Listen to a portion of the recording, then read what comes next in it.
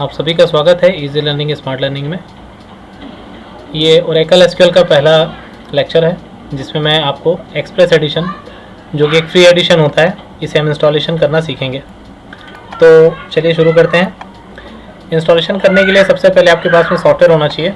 आप गूगल में सर्च करेंगे ओरेकल एसक्यूएल 10G या ओरेकल एसक्यूएल केवल XE का मतलब है यहाँ पे एक्सप्रेस एडिशन। ये आप सर्च करेंगे XE या एक्सप्रेस एडिशन इसलिए क्योंकि ये जो एडिशन होता है ये फ्री ऑफ कॉस्ट होता है, इसे आप इस्तेमाल कर सकते हैं। कुछ टर्म्स एंड कंडीशन होती है जो मैं आपको आगे बताऊंगा। तो लेटेस्ट एडिशन जो है आपको यहाँ के डाउनलोड में से मिल जाएगा, जो भी चल रहा है 18C। और यहाँ पे आपको लाइनेक्स अगर आप इस्तेमाल करते हैं तो लाइनेक्स ऑपरेटिंग सिस्टम के लिए आप इस जगह से इस्तेमाल कर सकते हैं। ये डाउनलोड करने के बाद में आपको क्या करना है वो मैं आगे बताता हूँ। तो मैंने यहाँ पे ओरेकल, मेरे पास में एक पुराना सॉफ्टवेयर पड़ा हुआ है ओरेकल XE, ये 10th वर्जन है। तो मैं आपसे पहले भी अलग जो मेरे लेक्चर्स बनते हैं उसमें आपको बताते रहता हूँ कि बहुत ज़्यादा पुराने सॉफ्टवेयर से फ़र्क नहीं पड़ता। फ़र्क इससे पड़ता है कि आपका जो बेसिक काम है, आपका जो सिलेबस है वो कंप्लीट होना चाहिए। तो चाहे ओरेकल 10G हो या ओरेकल 8 हो या 9 हो, 9i हो, या फिर आप Oracle 18C latest Windows 10 operating system के लिए इंस्टॉल करते हैं, उससे फ़र्क नहीं पड़ता। आपको बेसिकली डेटाबेस क्रिएट करना आना चाहिए।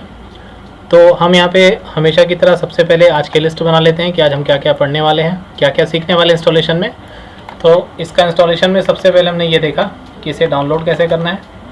डाउनलोड करने के बाद में हम इसका इंस्टॉलेशन सीख रहे हैं। इंस्टॉलेशन में इसके कुछ मुख्य स्टेप्स जो हैं वो ये हैं कि नेक्स्ट बटन्स पे क्लिक करना इंस्टॉलेशन नहीं कहलाता।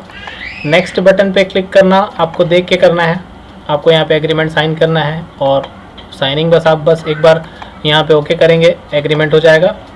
यहाँ पे सबसे इम्पोर्टेंटली आप देखेंगे कि ओरेकल का डेटाबेस आप किस जगह पे इंस्टॉल कर रहे हैं। ये इसलिए इम्पोर्टेंट है क्योंकि डेटाबेस का इस्तेमाल हम सिर्फ एसक्यूएल की क्वेरी करने के लिए नहीं, बल्कि ना सिर्फ डेटाबेस को हम क्वेरी करेंगे, इसके अलावा हम जो प्रोग्रामिंग करते हैं उसके साथ डेटाबेस की कनेक्टिविटी के लिए एड्रेस आपके काम आने वाला है। और आपको ये भी पता होना चाहिए कि आप अपने कंप्यूटर सिस्टम में यदि डेटाबेस का इंस्टॉलेशन कर रहे हैं तो वो कहाँ कर रहे हैं।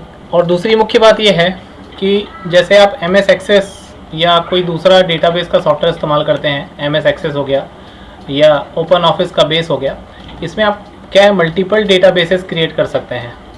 यहाँ पे मैं इस टर्मिनोलॉजी को लिख दे रहा हूँ कि मल्टीपल डेटाबेस आप क्रिएट कर सकते हैं। लेकिन ओरेकल एक ऐसा सॉफ्टवेयर है जिसमें इसका सिर्फ और सिर्फ एक ही डेटाबेस होता है जिसमें आप काम करते हैं। यदि आपको डेटाबेस क्रिएट करना है तो इसके लिए आपको इंस्टॉलेशन में ही काम करना पड़ेगा, आपको दोबारा इंस्टॉल करना पड़ेगा, या आप एक तरीके के डाटाबेस एडमिनिस्ट्रेटर होने चाहिए जो कि इसका डेटाबेस क्रिएट कर सकेगा। और जिस टाइम पे किसी सिस्टम में एक डेटाबेस होता है तो उसके अलग अलग कार्यक्रम होते हैं। मतलब आप दूसरे सॉफ्टवेयर्स में बहुत आसानी से मल्टीपल डेटाबेस को एक्सेस कर सकते हैं, लेकिन ओरेकल चूँकि बहुत ही ज़्यादा सिक्योर्ड, बहुत ही ज़्यादा फेमस और बहुत ही ज़्यादा टाइट सिक्योरिटी प्रोवाइड करता है, इसलिए इसमें डेटाबेस की जो संख्या होती है वो नॉर्मली एक ही होती है। हम इसे मल्टीपल टेबल्स क्रिएट कर सकते हैं। मल्टीपल डेटाबेस क्रिएट करने के लिए ओरेकल में कोई कमांड नहीं होता है, इस बात को याद रखेंगे। तो यहाँ पे आपने देख लिया कि यहाँ पे हम ओरेकल को इंस्टॉल कर रहे हैं C ड्राइव में, ओरेकल EXE। यदि आप इसे चेंज करना चाहते हैं तो ब्राउज में क्लिक करके आप चेंज कर सकते हैं। फिलहाल मैं इसे ओरेकल CLEXE नाम के फोल्डर पे इंस्टॉलेशन करने जा रहा हूँ। नेक्स्ट बटन दबाने के बाद ये सबसे ज़्यादा इंपॉर्टेंट है, इसको आप ध्यान रखेंगे। पासवर्ड अगर आपने भूला तो ध्यान रखिए, ओरेकल का आप कोई सा भी वर्जन इंस्टॉल करें, आप बाद में पासवर्ड चेंज नहीं कर पाएंगे। ये आपको चेंज करने का मतलब पासवर्ड चेंज करने का आपको परमिशन नहीं देता। यहाँ पे ये लिखा हुआ है कि आप जब डेटाबेस को एक्सेस करेंगे तो यहाँ पे सिस्टम के लिए आपका पासवर्ड मांगेगा। जो भी सिस्टम डेटाबेस अकाउंट्स बनेंगे उनके लिए कॉमन पासवर्ड रहेगा। तो आप यहाँ पे पासवर्ड दे दें जो भी आपको अच्छा लगे। तो मैं यहाँ पे अपना पासवर्ड दे रहा हूँ जो मैं नॉर्मली देता हूँ डेटाबेसेस के लिए। तो वो मैं आपको बताने वाला नहीं हूँ, इसलिए आप इंतज़ार मत करिए। यहाँ पे मैंने पासवर्ड सेट कर दिया है, तो आपको भी यहाँ पे वो पासवर्ड सेट करना है जो आप याद रख सकें। इसे बाद में चेंज नहीं किया जा सकता। यदि आप पासवर्ड भूल जाते हैं किसी हालत में तो ध्यान रखिएगा, इस सॉफ्टवेयर को आपको अनइंस्टॉल करना है और फिर से इंस्टॉल करने के बाद जब अभी इसी स्टेप में आएंगे तभी आप दोबारा कोई नया पासवर्ड सेट कर सकेंगे। इसके अलावा कोई दूसरा ऑप्शन आपके पास नहीं होता है। नेक्स्ट करते हैं। नेक्स्ट करने के बाद इंस्टॉलेशन की प्रक्रिया जो है वो शुरू हो जाएगी और आपका जो डेटाबेस है यहाँ पे इंस्टॉल हो जाएगा। तो ये जब फिनिश हो जाता है तब मैं आपसे आके मिलता हूँ। नॉर्मली सेटअप कंप्लीट होने में कितना टाइम लगता है वो मुझे नहीं पता। आप इस जगह टाइम पे अगर आप ध्यान से देखते हैं मेरे वीडियोस को तो आप यहाँ पे टाइम डिफरेंस देख सकते हैं कि पहले कितना बजा था और अभी कितना बजा, उसके हिसाब से आप अनुमान लगा सकते हैं। अब यहाँ पे एक ऑप्शन आ रहा है कि launch the database home page. अब मैं इसे बंद कर देता हूँ और फिनिश कर देता हूँ। तो फिनिश करने के बाद हमारा इंस्टॉलेशन कंप्लीट हो गया। अब हमें क्या करना है, इसे खोलना है और डेटाबेस आज हम क्रिएट करना नहीं सीख रहे हैं, आज हम केवल इंस्टॉलेशन सीख रहे हैं। तो इंस्टॉलेशन मैंने कर लिया। अब हम ये देखेंगे कि हमें कहाँ पे जाके एसक्यूएल की क्वेरी डालनी है। तो ये बहुत ही इंपॉर्टेंट लेक्चर है, इसे आराम से देख के समझ लीजिए क्योंकि आगे आपको इसको खोलने में ही सबसे ज़्यादा समस्या होती है। तो यहाँ पे आपको जाना है Oracle database 10G express addition. आप कोई सा भी यहाँ पे वर्जन डालेंगे उसका नाम यहाँ पे लिखे रहेगा और यहाँ पे आपको क्या करना है, go to database home page में क्लिक करना है। तो ये जो है आपका ब्राउज़र में ओपन होगा और जब ब्राउज़र में ओपन होगा तो इसका मतलब यही है कि आप इसे किसी एप्लीकेशन विंडो पे नहीं देखेंगे। ये प्रोग्राम जो है ये ब्राउज़र विंडो पे चलता है और इसके लिए एक लोकल सर्वर बनता है और ये सारे कॉन्फ़िगरेशन जो है इसने कर लिए हैं। अब यहाँ पे आपका नाम सिस्टम आ रहा है, इसी सिस्टम का जो हमने पासवर्ड नया दिया है उस पासवर्ड को आप यहाँ पे इनपुट करेंगे। तो मैंने पहले इसमें इंस्टॉल कर चुका है ओरेकल 10G, इसलिए यहाँ पे पासवर्ड सेव दिखा रहा है, लेकिन मैं यहाँ पे पासवर्ड टाइप करूँगा और यहाँ पे लॉगिन बटन में आप क्लिक कर सकते हैं। आपको जूम इन जूम आउट करना अगर नहीं आता हो तो कंट्रोल बटन दबा के आप स्क्रॉल बटन मूव कर सकते हैं, तो ये बड़ा छोटा इस तरीके से हो जाता है। तो जब आप लॉगिन करेंगे तभी ये आगे बढ़ेगा, अन्यथा ये आगे नहीं बढ़ेगा, इस बात का खासा ध्यान रखें। ये स्क्रीन अगर आपने देख ली तो आपको बधाई हो, क्योंकि यही वो स्क्रीन है जहाँ से आप एसक्यूएल की क्वेरी स्टार्ट कर सकते हैं। अब सबसे पहली बात ये, यदि आप किसी इंस्टीट्यूशन में पढ़ते हैं तो पासवर्ड आपको दिया जाता है।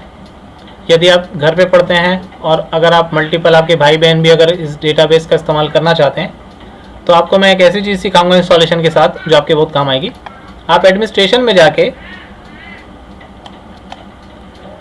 डेटाबेस यूज़र्स पे क्रिएट यूज़र में क्लिक कर सकते हैं। और ये इसलिए क्योंकि अगर आप कभी सिस्टम का पासवर्ड भूल जाते हैं तो आप यहाँ से एक दूसरा अकाउंट बना के रख लीजिए सेफ्टी के लिए, और डायरी पेन का ज़रूर इस्तेमाल करिए। ये अपने मोबाइल में आप एक कॉन्टैक्ट के नाम से इसे सेव करके रख सकते हैं कि आपने क्या यूज़र नेम दिया है। तो मैं यहाँ पे यूज़र नेम दे रहा हूँ अपना नाम, और पासवर्ड आप जो भी हो हम यहाँ पे दे सकते हैं। अगेन मैं बोलूँगा कि पासवर्ड आपको गैस करने की ज़रूरत नहीं है, मैं आपको नहीं बताने वाला। तो यहाँ पे आप पासवर्ड दे दीजिए। आप यहाँ पे पासवर्ड की एक्सपायरी चुन सकते हैं कि कितने दिन में आपका पासवर्ड एक्सपायर हो जाएगा। तो ये आपको जब एक्सपायर होगा तो खुद ही पता चल जाएगा, तब आपको चेंज करना पड़ेगा। और अकाउंट स्टेटस को आपको क्या करना है, लॉक करना है कि अनलॉक करना है, आप इस तरीके से चुन सकते हैं। तो हमने यहाँ पे नया अकाउंट ओपन कर रहे हैं तो यहाँ पे अनलॉक भी रह गए। फिर आप इसको क्या क्या परमिशन देना चाहते हैं वो यहाँ से चुन सकते हैं। तो आप सीधा DBA में क्लिक करेंगे और यहाँ पे जितने भी ऑप्शंस हैं उसमें आप सेलेक्ट कर देंगे, तो ये वो सारे काम कर सकेगा जो इसको करने हैं। इसको कहीं पे भी कोई प्रॉब्लम नहीं होगी। यहाँ से आप चेक ऑल करके भी चेक ऑल कर सकते हैं और अनचेक ऑल करके आप सारे चेक्स को हटा सकते हैं और यहाँ से लगा सकते हैं। इतना करने के बाद आप क्रिएट यूज़र में क्लिक करें तो ये जो यूज़र है यहाँ पे बोल रहा है कि password do not match. Password मैंने गलत टाइप कर दिया है, दोनों जगह सही टाइप नहीं हुए। तो मैं फिर से कोशिश करता हूँ और यहाँ पे पासवर्ड जो है इस बार सक्सेसफुली टाइप नहीं हो रहे हैं। मैं फिर से कोशिश करता हूँ। तो यहाँ पे आपको एक HR नाम का डेटाबेस दिखा रहा है और जो मैंने डेटाबेस क्रिएट किया, जो मैंने नया यूज़र क्रिएट किया है, ये दिखाई दे रहा है। आप पासवर्ड कभी भी बदलना चाहें तो यहाँ से जाके उस पर क्लिक करके बदल सकते हैं। और ड्रॉप का मतलब होता है कि इस यूज़र को आप डिलीट कर सकते हैं। अल्टर यूज़र का मतलब होता है कि अगर आपको किसी यूज़र को अल्टर करना है, बदलना है, तो आप इसे अल्टरेशन कर सकते हैं। तो यूज़र अल्टर हो चुका है, यहाँ पे मैसेज आ रहा है।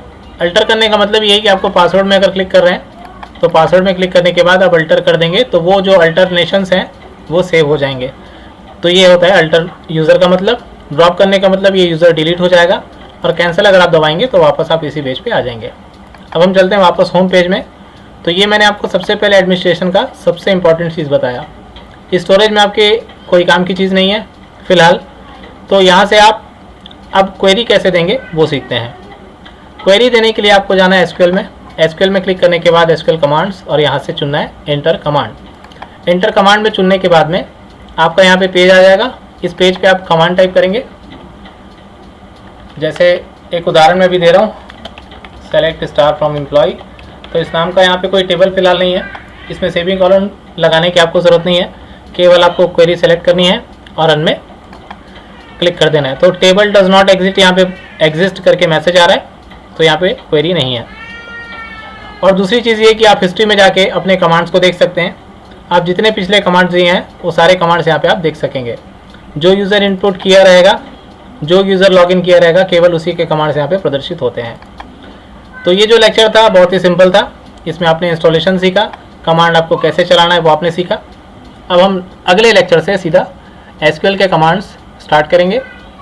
सभी कमांड्स के बारे में जानकारी आपको मिलेगी, तो बने रहिए इस चैनल के साथ। वीडियो यदि पसंद आया तो लाइक बटन दबाना ना भूलें और शेयर करना ना भूलें अपने दोस्तों के साथ, अपने फ्रेंड्स के साथ, अपने जैसे स्टूडेंट्स के साथ। और अभी तक आपने अगर हमारा चैनल सब्सक्राइब नहीं किया है तो प्लीज़ सब्सक्राइब कीजिए। Thank you very much. कोई सवाल रह गया हो, कुछ छूट गया हो तो कृपया कमेंट सेक्शन में हमें बताएं। अगले लेक्चर में मिलते हैं। धन्यवाद।